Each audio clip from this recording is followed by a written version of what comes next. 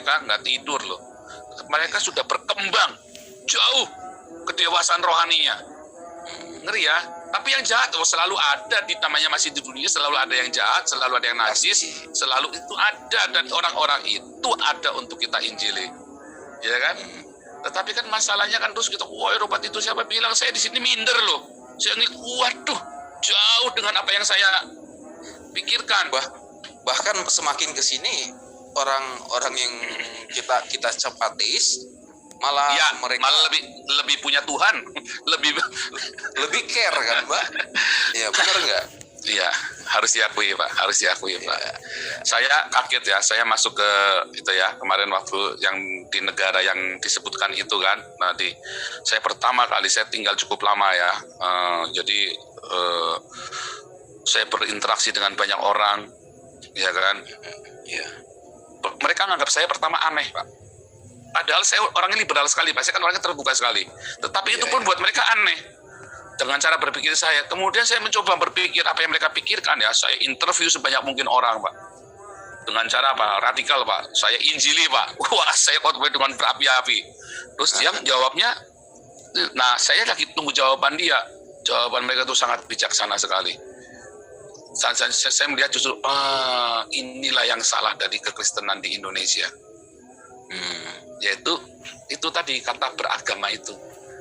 Nah, ritual, simbol, mereka itu sudah mereka pergi ritual, ya. Wah, itu gerejanya keren-keren, bagus-bagus, Pak. Gereja Lutheran, gereja Evangelikal Lutheran, gereja Katolik, ya kan.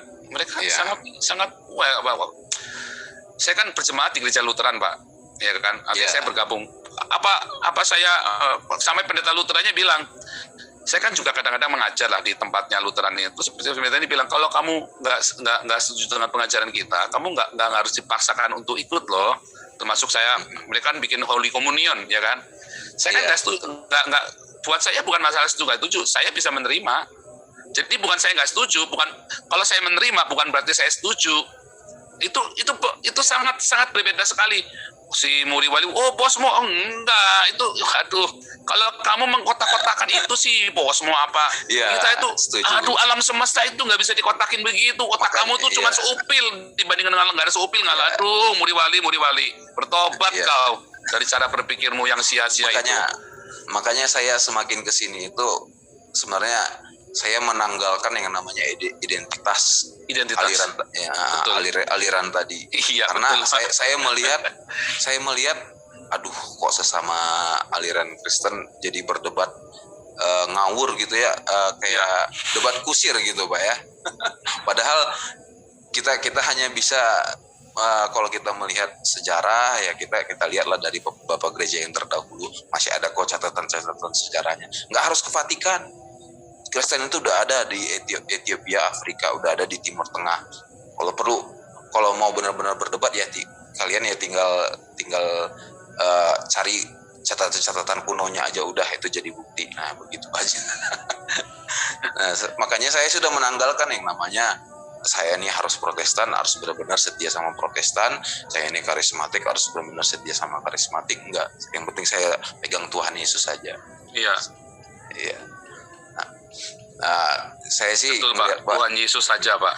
Makanya tadi ya dogma-dogma kemarin oneness Trinitas sampai saya bikin kontroversial sekalian, tak bongkar kemana kelemahannya Trinitas. Bukan saya anti, saya kan dari gereja Trinitas Pak. Ya kan, sinode saya sinode Trinitas. Saya bongkar, terus saya diskusi sama senior pastor saya.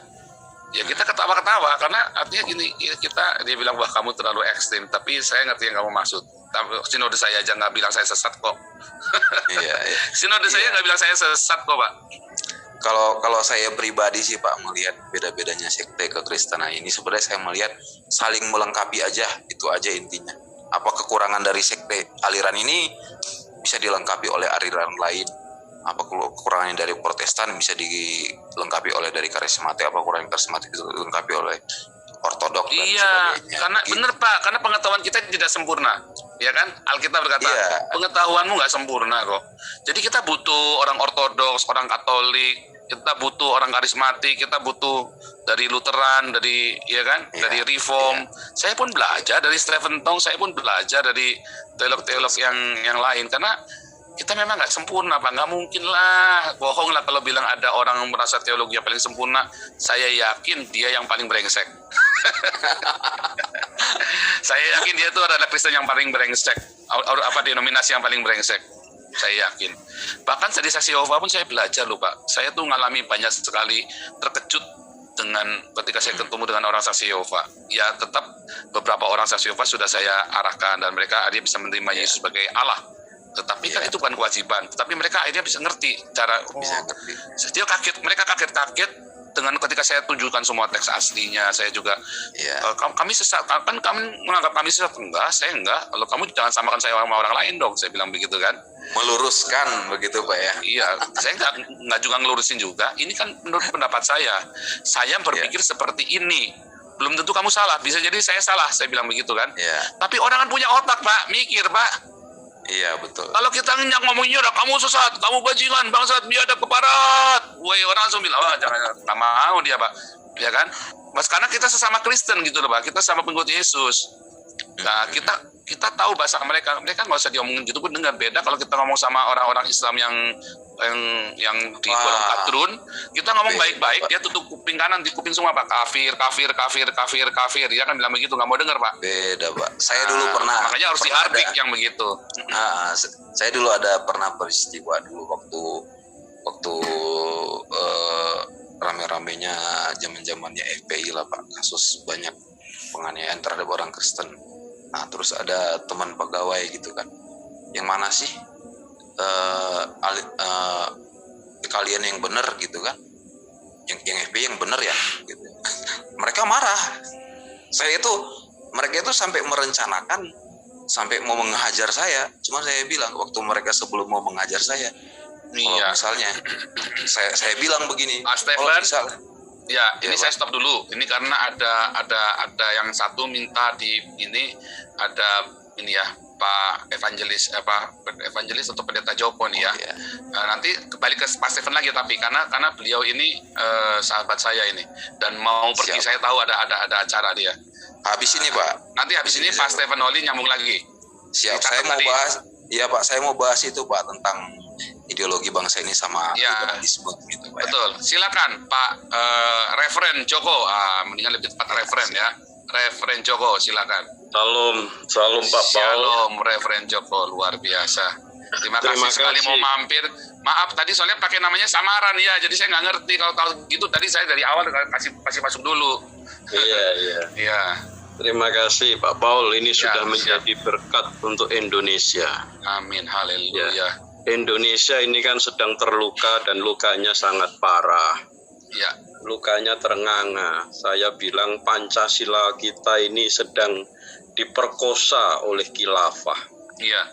Dan diperkosanya itu berjamaah. Ya, itu kan sudah menjadi mereka.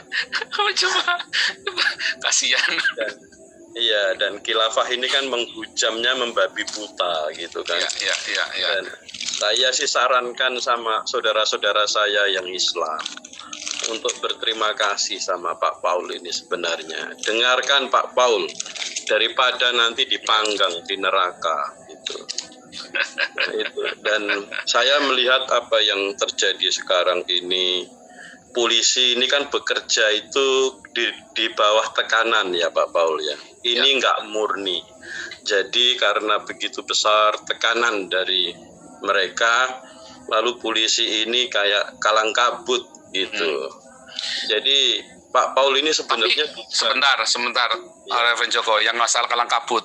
Saya kok yakin gini.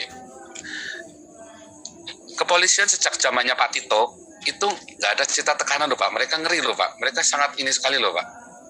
Itu yang saya amati ya. Tapi mungkin saya salah ya, karena saya kan jauh nggak di sana. Tapi saya ngeliatin kok sistematis banget mereka kerja. Nah itu bagus waktu itu. Tapi dalam kasusnya Pak Paul ini loh. Dalam kasusnya Pak Paul ini kan begitu cepat. Ya, ini kan karena Kapolri baru kan, saya juga nggak ngerti kan. Iya, gitu. Dan Pak Paul ini kan bukan masalah buat Indonesia. Pak Paul ini kan berkat buat bangsa Indonesia. Gitu. gitu. Ya, ya. Masalah Amin. besar buat Indonesia sekarang ini khilafah. Kalau nggak serius, Indonesia bisa bubar gitu. Ya, Ya, karena khilafah, bukan karena siapa-siapa. Gitu. ya. Dan berikutnya untuk Pak Paul ya, ampunilah itu teman-teman pendeta itu. Saya tahu Iya, mereka tahu kebenaran kok Pak Paul. Mereka ngajar, mereka khotbah di mana-mana gitu kan. Cuma mereka yaitu tidak mau mengambil resiko gitu. Iya. Ya, supaya Pak Paul juga nggak kepahitan sama pendeta-pendeta itu. Amin. Dalam nama Yesus, nama Yesus saya tolak semua kepahitan ya. Ya, buat video-video itu karena mereka juga butuh makan gitu kan. Aduh. Ya, untuk mumpung ada di sini untuk Pak Presiden, kalau Pak Presiden lihat Menteri Agama, DPR, beberapa DPR kan kemarin bikin pernyataan kan. Ya. Untuk polisi, Pak Polisi juga hati-hati dengan apa yang terjadi di Indonesia yang sebenarnya ini para khilafah ini gitu. Dan pesan saya sih Pak Paul ini kan menceritakan kebenaran gitu. Dan kebenaran ini saya percaya didengar oleh mereka semua, Pak Presiden. Saya berdoa, ini doa saya ini Pak Paul, ditemui oleh Tuhan Yesus. Amin. Menteri-menteri yang lain, DPR, polisi yang ngurus ini ditemui oleh Tuhan secara pribadi. Amin. Karena kan yang diberitakan Pak Paul adalah raja di atas segala raja. Yes. Amin. Tuhan Yesus pasti membela. Dan malaikat-malaikat Tuhan tidak tinggal diam. Ya, saya percaya ini malaikat-malaikat turun dari surga untuk melakukan pekerjaannya untuk kebenaran untuk Pak Paul ini. Terima kasih loh Pak Paul. Luar biasa Pak Referen. Selamat berkati. Ya, selamat melakukan tugasnya. Luar biasa. Tetap mohon doanya Pak Referen supaya saya tetap di dalam hati yang murni dan hati yang tulus. Amin. Juga saudara-saudara semua ya. Ini penting buat saya. Kalau enggak semua yang saya kerjakan sia-sia semua deh.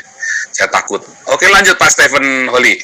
Lanjut. Iya Pak, saya mau lanjut Pak. Habis Pak Stephen Holly nanti Pak Sinbad ya. Ini saya.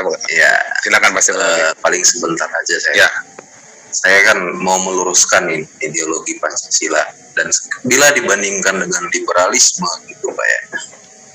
Liberalisme itu sangat menjunjung namanya kebebasan berpendapat. Tidak peduli kamu dari latar belakang apapun gitu ya.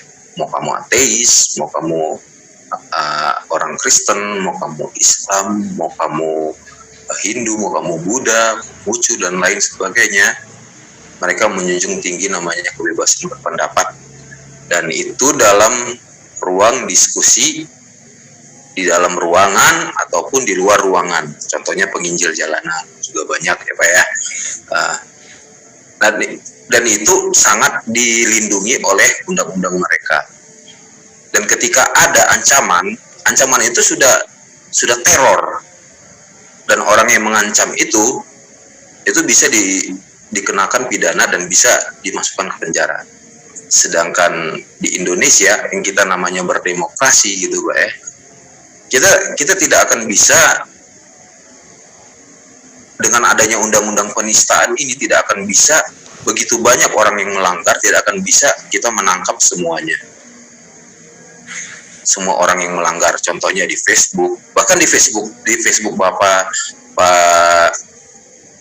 Pak Paul aja, dari dulu setelah saya ikutin itu kan banyak banget orang-orang dari golongan mereka yang kata-katanya bila kita laporkan sebenarnya ini sudah bisa ditangkap gitu kan Pak. Cuman kita tahu posisi kita itu seperti apa. Tapi memang ada yang beberapa banyak yang dilaporkan tapi nggak ditangkap ya Pak. Iya, ya Waloni dan Andono itu kan udah bolak-balik dilaporin Pak. Sampai sudah berhenti ngelaporin Pak orang Pak. Dan itu juga dulu sempat ada juga video dari Egy Sujana yang ketika dia di mana itu ya, dia berada di mana, Egy Sujana dia ngomong Tuhannya ini salah. Harusnya kan perkataan dia itu bisa dijadikan delik untuk pidana kan gitu. Gitu kan Pak. Iya, Egy Sujana segala macam itu bisa itu. Iya, cuman mereka berlindung di balik ajaran mereka. Beginilah ajaran kami. Gitu kan. Ya, kalau misalnya mereka bisa berlindung di balik ajaran mereka, kenapa kita enggak, gitu kan Pak? Begini juga ajaran kita. Kalau kalian mengklaim kitab kami palsu, kita juga bisa mengklaim kitab kalian palsu. Nah, kalau kita bandingin dengan ateis gitu Pak ya. Nah, ketika kamu dicaci dan kamu marah, bahkan bisa mengancam untuk menghilangkan nyawa seseorang, apa bedanya kamu sama ateis? Bahkan ateis lebih baik sama kamu, gitu kan Pak? Apa gunanya kamu beragama kalau kamu hanya dengan caci maki kamu bisa mengancam nyawa seseorang, gitu kan Pak? Benar nggak Pak? Nah, iya kan? Ya berarti kamu gak usah beragama, sekalian aja jadi ateis. Iya. Mangga, aduh tadi saya lupa ngomong lagi kolom agama, tapi nanti yang mudah-mudahan yang Tirto ID itu mau ya. Saya bilang kolom agama itu biang kerok semuanya itu. Iya, salah satu biang kerok itu kolom agama itu. Kolom agama di KTP kita itu biang kerok. Karena apa, membuat kita jadi munafik. Iya kan? Ya, betul. Iya. Biang kerok itu kan? Iya, betul. Ya, apa gunanya seseorang beriman ketika dia tidak bisa menunjukkan kualitas imannya melebihi dari orang ateis, begitu kan Pak? Iya, betul, setuju. Kalau orang ateis di luar negeri sana, mereka bisa seenak jidatnya menyerang kekristenan, bahkan sampai ada McDonald, terus ada salib, Yesusnya disalib, McDonaldnya disalib, iya, McDonald disalib. Kita fine-fine aja, bukan kita nggak bisa mengancam untuk menutup, membakar, dan menghilangkan nyawa seseorang dari pelakunya, gitu kan Pak? Bukan kita nggak bisa, kita bisa.